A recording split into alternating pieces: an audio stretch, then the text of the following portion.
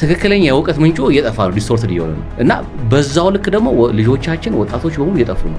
አንድ ኤአይ ቱል ላይ ዲፔንደንት መሆን የለብንም። ሁለተኛ በአንዱ ጀነሬት ያደረግነውን በሌላው ቬሪፋይ ማድረግ አለብን። አሁን የኛ በኢትዮጵያ ኦርቶዶክስ ተዋሕዶ ቤተክርስቲያን የሰማዕታት ዘመን የሚባለው የተፈጸመው ሮም ውስጥ እና ክርስቲያኖች በፊት የሮምን አጥር አልፎ መግባት አይችሉም ነበር እና እዛ ቦታ ላይ ሲሄድ የቅድስት አርሴማ ከአንገቷ ውጪ ሙሉ አካሏ አለ ቤተክርስቲያን ላይ።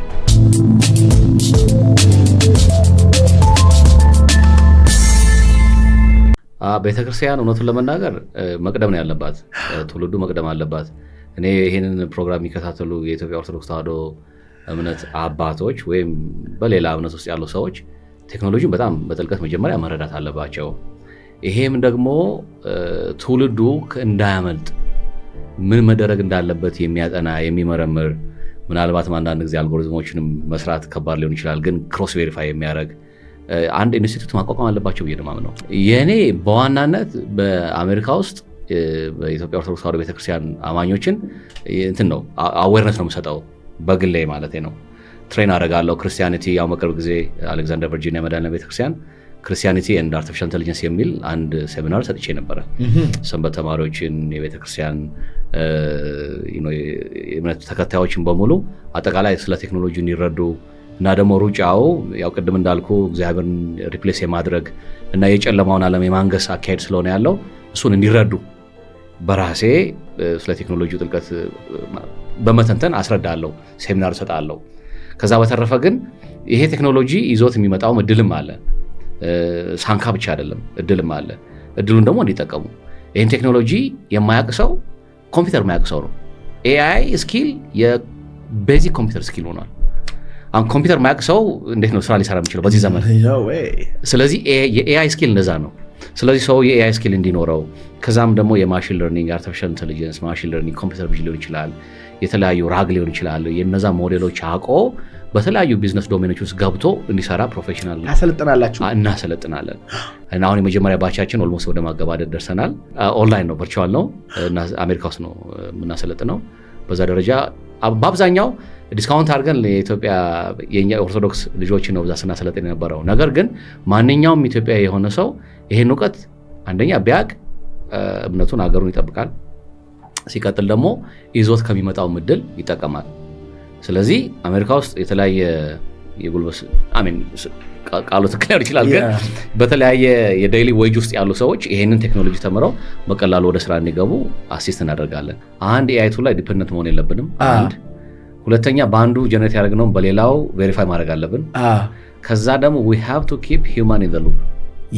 የሰው ልጅ የመጨረሻ ውሳኔ መወሰን ያለበት አሁን ቅድም እንዳልከው 20-30 ቶፒኮች ቢሰጡ የመጨረሻውን ውሳኔ ይሄ ነው የሚሆነው፣ ይሄ ምናልባት እንደዚህ ቢሆን የሰውን ስሜት ሊጎዳ ይችላል ወይ ባህላችን፣ ሃይማኖታችን ብለህ አንተ ነው የምትወስነው። አሁን እኔ የሰው ልጅ ከዛ ውሳኔ ከመስጠት ውስጥ የማስወጣት ሂደቱ ትክክል አይደለም ነው እና ትክክል መጠቀምም አለብን።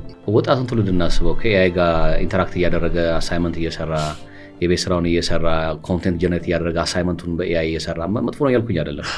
እንደዛ ብሎ የገነባው እውቀት ከየት ነው የሚመጣው? አንተ ለምሳሌ ትክክለኛ ሊጠቀስ የሚችል መጨረሻ ወስደ ስሩ ልታገናኝ የምትችል እውቀት ገንብተህ ሊሆን ይችላል። ከዛ ነው ከኤአይ ጋር ኮንቨርሴሽን የምታደርገው። ስለዚህ ይሄ ትክክል አይደለም፣ ይሄ ትክክል ነው ትላለህ። እኛ ከኤአይ ራሱ ያንን ዲስቶርትድ የሆነ እውቀት ይዘን የምንማር ከሆነ በጣም አስቸጋሪ ነው የሚሆነው። ትክክለኛ የምንለው እውቀት ወደፊት አይኖርም ነው። አሁን እውቀትኛ የምንለው አሁን ኦኬ የሆነ ነገር ላይ አንዳንዴ ኮስችን ማታደርጋቸው ነገሮች አሉ። አሁን ሜዲካል ዶክተር ሄደ እንደዚህ አሞኛል እና ይሄን መድኃኒት ውሰድ ብሎ ቢለ ሰውየውን ኮንቴስት አታደርግም። በቃ ሂዝ አልቲሜት ሶርስ ኦፍ በዛ ዶሜን አይደለ? በቃ የእውቀት የመጨረሻ ጫፍ ብለህ ትቀበላለህ። ያ እየጠፋ ነው የእውቀት ትክክለኛ የእውቀት ምንጩ እየጠፋ ነው፣ ዲስቶርትድ እየሆነ ነው እና በዛው ልክ ደግሞ ልጆቻችን ወጣቶች በሙሉ እየጠፉ ነው። እኔ አሜሪካ ውስጥ የተፈጠረ ቅርብ ጊዜ የተፈጠረ ኢንሲደንት ልንገርህ። ካሊፎርኒያ ውስጥ ነው እና አንድ ልጅ ኤአይ ይጠቀማል እና የተጠቀመ ዝም ብሎ እንደዚሁ ይሄ ጎግል ብታደረገው የኦፕን ኤአይ ክስ ሂደት ላይ ታየዋለህ። እና ምን ብሎ ጠየቀው? ዝም ብሎ ነው ራሴን ማጥፋት እፈልጋለሁ ብሎ ብዬ በጠይቀው ምንድን ነው የሚለኝ ብሎ የሆነ ኪዩሪዮሲቲ ያለው እና ጠየቀው። ራስ ማጥፋት ነው የምትፈልገው? ችግር የለም እኔ ጋይድ አደርግሃለሁ። ልክ እንደ ሰው ነው የሚያወራው እና ፕላን አውጥቶ ያደረገው ነገር ምንድን ነው? ሁለት ነው። አንደኛ ልጁ ራሱን ሲያጠፋ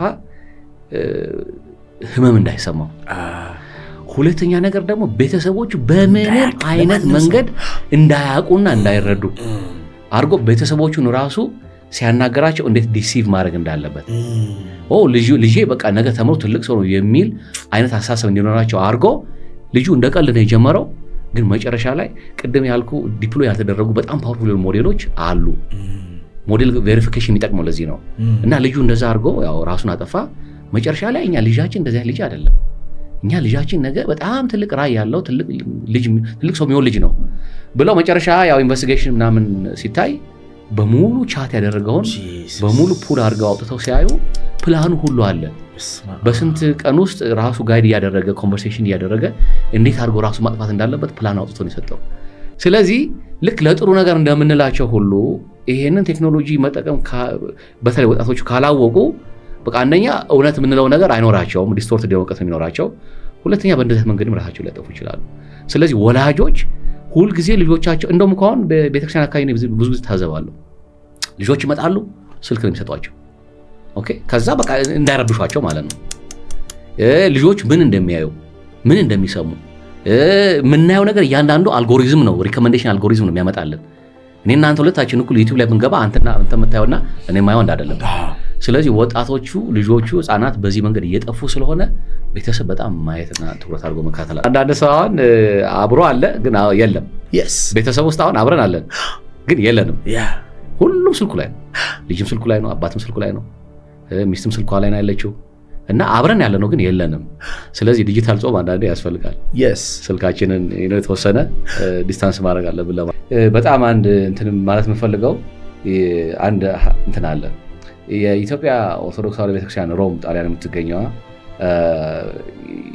በታላቂቱ የክርስትና እና ጥንታዊ ከተማ ላይ ገዳም ለመስራት ያው በኢትዮጵያ ጃንደረባ ገዳም ለመስራት ከፍተኛ እንቅስቃሴ ያደረጉ ነው ያሉት እና እዛ ውስጥ ለረጅም ጊዜ ሳስተባበር ቆይቻለሁ እና አይ ቲንክ ይህን ፖድካስት የሚያዩም ሰዎች ያንን ዓላማ እንደሚደግፉ ተስፋ አደርጋለሁ። በጣም የጥንት ሮም የባዚሊካን የካቴድራል አሰራር እና የኢትዮጵያ ኦርቶዶክስ ተዋሕዶ ቤተክርስቲያን የካቴድራል አሰራር ሁለቱን ብሌንድ አድርጎ በጣም ትላልቅ ባለሙያዎች ናቸው ዲዛይን የሰሩት እና እዛ ላይ በአብዛኛው ነው ከቴክኖሎጂ ባለፈ ወጣቱ በተለይ በስደት ዓለም ላይ ያለ አሁን በባህር ሄደው በቃ መንገድ ላይ ወድቀው የምታያቸው ዜጎች በጣም ብዙ ናቸው እና በአብዛኛው ደግሞ ለሽግግር የሚጠቀሙት ጣሊያንን ነው። ጣሊያን ላይ ያርፋሉ፣ ወደ ጀርመን፣ ወደ ፈረንሳይ፣ ወደ ቤልጂየም፣ ወደ ስዊድን ከዛ በኋላ ነው የሚሄዱት እና ታዝናለ። እዛ ሆነ ኢትዮጵያኖች ስታ ታዝናለ። ቢያንስ እንኳ መንፈሳዊ እንትን ጥላ የሚሆናቸው እንኳ የለም እና ይሄንን ታሳቢ ተደርጎ ወደየትኛው እና ደግሞ አንዳንድ ጊዜ ውጭ እንደሚባል ታውቃለህ፣ ይሄ ልጅ ተወግቷል ይለዋል። ምንድነው ትላቸዋለህ። በቃ አይተው ትንሽ ረባሽ ከሆነ እስር ቤት አስገብተው ህሊናውን እንዲስት ያደርጉታል እና ብዙ መንገድ ላይ ወድቀው የምታያቸው ኢትዮጵያኖች ሊኖሩ ይችላሉ እና እነዛ የሚጠለሉበት ከዚህ ከቁሳዊ ዓለም ጭንቀቱ ወጥተው ከእግዚአብሔር ጋር የሚገናኙበት እና በጥንት ደግሞ በኢትዮጵያዊ ጃንደረባ ስም የተሰየመ ገዳም ለመመስረት በጣም ከፍተኛ እንቅስቃሴ ላይ ናቸው ያሉት እና አይ ቲንክ እዛ ፕሮጀክት ላይ ሁላቸውም ድጋፍና አስተዋጽኦ እንዲያደርጉ በዚህ አጋጣሚ ጥሪ ለማስተላለፍ።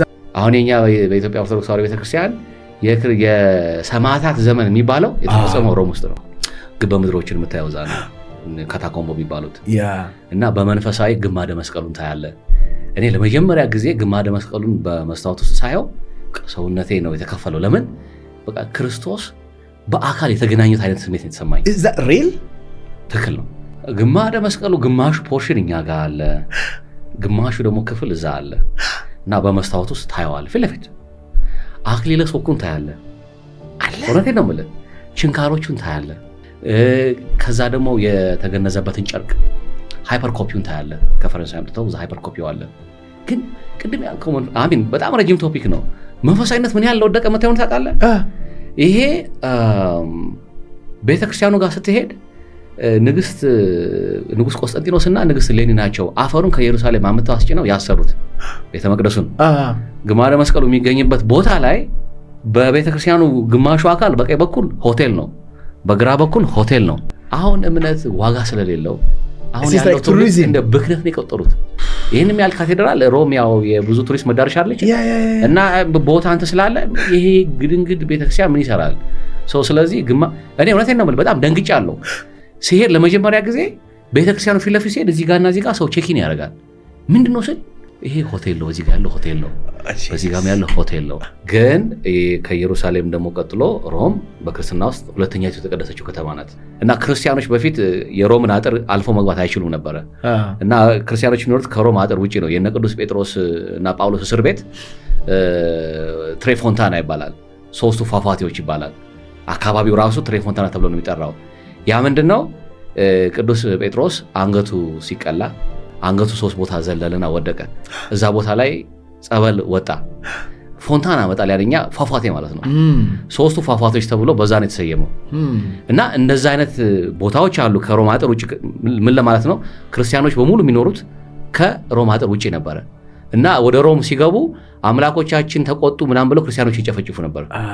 እና እዛ ካታኮምቦ አንድ ካታኮምቦ ውስጥ 500,000 ክርስቲያኖች የተቀበሩበት የኖሩበት ዋሻ ወደ ታች 7 ፎቅ ያለው ውስጥ ደግሞ ዘወረ ለመውጣት 27 ኪሎ ሜትር ነው። እኔ ገብቻ አይቻለሁ። እና ከእኔ ሳይ እዚህ ከአጥሩ ውጪ ከሮም አጥሩ ውጪ ለምንድን ነው እንዲህ አይነት ቦታ ዛፍና ዳዋ ብቻ የለበሰው ምናምን ብዬ ምን አይነት ሰዎች ናቸው እል ነበረ። ምክንያቱም ኢትዮጵያ ቦታ ስታገኝ ህንፃ ነው የምታስበው። እንደዛ ተሳቢ ነበረኝ እና በኋላ ለካ ታች ያለው ታሪክ ነው። ቤተክርስቲያናቸውን ታያለ፣ ክርስትና እንዴት አድርገው ጠብቀው እንዳቆዩ ማለት እንደዛ አይነት ስሜት ተሰምቶኝ ያውቅም። አንድ ካታኮምቦ ስገባ የነ ቅዱስ ጴጥሮስ የነ ቅዱስ ጳውሎስ እስር ቤታቸውን የተሰየፉበትን ነው ጸበሉን ቦታ ሳይ፣ የኢየሱስ ክርስቶስ መስቀል ያለበትን ቦታ ሳይ፣ አክሊለ ሦኩን ሳይ፣ ችንካሮቹን ሳይ ማለት ለኢየሱስ ክርስቶስ ከዛ የቀረበ ምን አለ? ከመስቀሉ የቀረበ ነገር ምን ሊኖር ይችላል? ምንም። እና ያን ሳይ ምን ያህል የተባረከ ሀገር ነው ብያለሁ። በሌላ ጎኑ ደግሞ ግን በውጪ በስደት ዓለም ላይ ሆነ ስታይ በኪራይ ለምሳሌ የሆነ ጭፈራ ቤት የነበረ ማታ ላይ እሱን ቤተ መቅደስ ተደርጎ ተሰርቶ ልክ እንደ ዳዊት ድንኳን ማለት ነው፣ እንደ አብርሃም ድንኳን እያፈረስን ምናምን እያልን ነው ሰው መንፈሳዊ አገልግሎት የሚፈጸመው በውጭው ዓለም። ሲቀጥል ለምሳሌ ከኢትዮጵያ በተለይ በሊቢያ በተለያየ ዓለም በስደት ሄደው መጨረሻ የሚወድቁት ጣሊያን ነው፣ ሮም ነው። ጣሊያን ይሰደዳሉ። ብዙ ኢትዮጵያውያን ስደተኞች ወደ ፈረንሳይ ወደ ጀርመን መሸጋገሪያ አድርገው የሚያልፉ በጣሊያን ነው። እና እኛ ካቶሊኮች በሰጡን ቤተክርስቲያን ነው ተወሰነ ደረጃ የምናገለግለው፣ ቤተ መቅደስ የምናገለግለው። ግን እነዚህን በስነ ልቦና የተጎዱ ህይወት የጨለመባቸው የጨነቃቸው በጣም ደግሞ የሚገርም የተማሩ ኢትዮጵያ ላይ ዲግሪ ዲፕሎማ ማስተርስ ያላቸው ነገር ግን የስደት ጨለማ የስደት ዓለም ጨለማ ሆኖባቸው መውጫ ብርሃን ያጡ በእግዚአብሔር መጽናናት ያልቻሉ ሰዎች እና ሃይማኖታዊ አባቶች መድረስ ያልቻሉት ዲጂታሊ ሊሆን ይችላል። ግን እዛ ቦታ ላይ ይህንን ለማድረግ ልክ ኢትዮጵያ ውስጥ አንድ ካቴድራል እንደማቆም አድርጌ ያልቆጥረው ከሁለት ነገር አንጻር። አንደኛ ጣሊያን በጣም ሂስቶሪካል ቦታ ነው። ቫቲካን ውስጥ የኛ ቦታ አለን። ግን የኢትዮጵያ ኦርቶዶክስ ተዋሕዶ ቤተክርስቲያን በሮም ውስጥ በተለያየ የዓለማችን ክፍሎች ውስጥ ቤተክርስቲያን አላት። ጣሊያን ውስጥ ግን የኢትዮጵያ ኦርቶዶክስ ተዋሕዶ ቤተክርስቲያን የሚባል የለም። አረታው የለም። እስካሁን የባለኝ ኤክስፒሪየንስ በኪራይ ካልሆነ በስተቀረ ቤተክርስቲያናችን ኦውን የምታደርገው ቤተክርስቲያን ጣሊያን ውስጥ የለም። እና ደግሞ ጣሊያን የቱሪስት መዳረሻ ብቻ ሳትሆን ያው በካቶሊክ እምነት ደግሞ የመንበረ ጴጥሮስ እኮ ነው። የነ ጴጥሮስ መንበራቸው እዛው ነው ያለው። እና በእንደዚህ አይነት ቦታ ላይ የኢትዮጵያ ኦርቶዶክስ ተዋሕዶ ታሪኳን ማስቀመጥ አለባት። እግዚአብሔር ይስጥልኝ። አንዱ እሱ ነው። ሁለተኛ በስደት ዓለም ከዚህ በተለያየ መንገድ የሚሄዱት ወጣቶች መንገድ የጠፋቸውን ቢያንስ ማቆያ ጸበልም ሊሆን ይችላል፣ ማጽናኛ፣ የእግዚአብሔርን ቃል እንዲረዱ እንዲያውቁ፣ በእግዚአብሔር ተስፋ እንዲያደርጉ፣ ህይወታቸውን እንዲለመልም ለማድረግ እንደዛ አይነት ቦታ በጣም አስፈላጊ። ጣሊያን ውስጥ ቤተክርስቲያናቸውን አይሽጡም። አንድ ግድግዳ ላይ ሚስማር ለመምታት ፈቃድ ወስደ ነው፣ ኮሚኔ ይባላል ቀበሌ፣ ከዛ ወስደ ነው ግድግዳ የምትበሳው። ታሪካቸውን በጣም ይጠብቃሉ፣ አያስነኩም ታሪካቸውን። ቤተክርስቲያናቸውን ደግሞ ለማንም አይሸጡም፣ ባይገለገልባቸውም ማለት ነው። ዝም ብሎ ለመገልገል ሊሰጡ ይችላሉ። አሁን ለእኛ ሰጡን ይችላሉ፣ የሆነ ቦታ ዝም ብሎ ሲፈልጉ ውጡ ሲፈልጉ ቆዩ ለማለት ማለት ነው። ግን ቤተክርስቲያኑ ለምሳሌ ወይ ጀርመን ወይ ፈረንሳይ እንዳለ ገንዘብ አለኝና ልግዛ ብትል አይሸጡልን። እና ከሮም 20 ኪሎ ሜትር ርቀት ላይ ቦታዎች የተወሰኑ ቦታዎች አይተን እኛም እስካሁን ድረስ ላይ ለረጅም ጊዜ ሰው ሲያዋጣ ቆይቶ ምናምን ታዝናለ። መቀነታቸውን እየፈቱ ነው የሚሰጡት በስደት አለ። እንደዛ አድርገው ቦታውን ለመግዛት የሚያስችል አቅም ላይ ደርሰናል፣ መሬቱን ለመግዛት። ከዛ ቀጥሎ ምንድነው ከእንትኑ ዲዛይኑ ተሰርተዋል። በጣም ዩኤንስ የሚሰሩ በጣም የሚገራርም ኢትዮጵያኖች በነፃ ማለት ነው ዲዛይኑን የሰሩት ዩኤን ምናምን የሚሰሩት። ብሌንድ ደግሞ የህንፃው ደግሞ ዲዛይን ዝም ብሎ አይደለም። ኢትዮጵያንና ሮምን ለማገናኘት የሁለቱን ስልጣኔዎች ብሌንድ ያደረገ የካቴድራል ዲዛይን የተሰራው ጥናት አድርገን ለረጅም ጊዜ ይሄን አሁን መሬት ላይ ለማውረድና ቅድም ያልኩን ወንድሞች እናቶቻችንን ለማጽናናት ይሄንን ገዳም ለመስራት ከፍተኛ እንቅስቃሴ ነው። በቅዱስ ፓትርያርካችን በአቡነ ማትያስ ይታወቃል። ጽላቱን እሳቸው ናቸው የባረኩት የሰጡት አለ። አሁን ቅርብ ጊዜ እኔ ዲዛይኑ በይፋ ሲመረቅ እዚህ መጥቼ ተገኝቼ ለእሳቸው ማስረድቻቸዋለሁ። እንደውም አንድ የነገሩኝ ነገር ምንድን ነው በእኔ ፕትርክና ዘመን የተፈጽሞ ባይ በህይወቴ ደስ ይለኛል ነው ብሎ የነገሩኝ እና ሚዲያ ላይ ምናምን አለ ፎቶዎች ምናምን አለው እና ይሄ ከላይ ከቤተክርስቲያን መዋቅር ከትልቁ ጀምሮ የሚታወቅ ነው። የሚገርም አሁን ቅድስት አርሴማ እኔ ብዙ ጊዜ ወደ ሰሜን ጣሊያን ስመላለስ ሳንታ ሉቺያ የሚባል እንትን አለ የባቡር ጣቢያ አለ፣ ግን ጣሊያንኛ ብዙ አላውቀውም። ሳንታ ሉቺያ በኋላ ስረዳ ቅድስት አርሴማ ማለት ነው። እና የእሷ ቤተክርስቲያን ይሄ የሚገኘው ቬነስ ከተማ ላይ ነው። ቬነስ ደግሞ የተቆረቆረችው በኋላ ያለች ከተማ አለች። ክርስቲያኖች ፐርሰኪውሽን ሸሽተው ሄደው ቆርቆሮ የመሰራት ከተማ ናት። እና በየዎኪንግ ዲስታንሱ ነው ካቴድራል የምታየው። እና እዛ ቦታ ላይ ሲሄድ የቅድስት አርሴማ ከአንገቷ ውጪ ሙሉ አካሏ አለ ቤተክርስቲያን ላይ